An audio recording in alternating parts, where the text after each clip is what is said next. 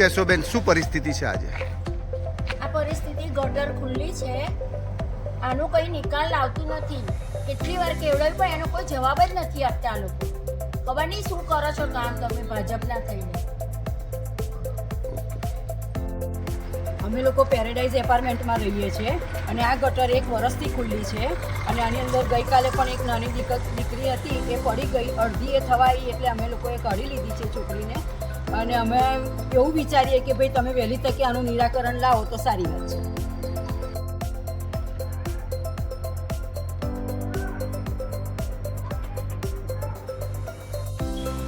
વડોદરા મહાનગરપાલિકાના election ward number 9 અને એમાં પણ આવેલું ગુજરાત હાઉસિંગ બોર્ડ પેરેડાઇઝની આ મેઇન લાઇનનો રોડ છે.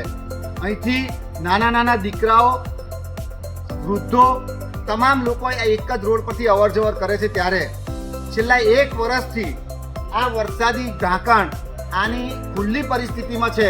અહીંના ચૂંટાયેલા પ્રતિનિધિઓને વારંવાર સ્થાનિકોએ રજૂઆત કરી છે, માતા બહેનોએ રજૂઆત કરી છે, ત્યારે કોઈ પણ પ્રકારનું નિરાકરણ નથી આવ્યું. ત્યારે આજે અમારે ભાજપનો ઝંડો ધ્વજ લગાવી અને આજે એનો વિરોધ પ્રદર્શન કરવાનો વારો આવ્યો છે.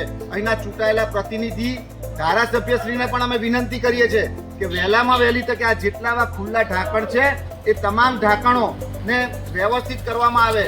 નહીં તો જો કોઈ પણ હોનારત થશે તેની સંપૂર્ણ જવાબદારી આ ચૂંટાયેલા પ્રતિનિધિ અને વહીવટી પાંખની રહેશે. બંધ કરો.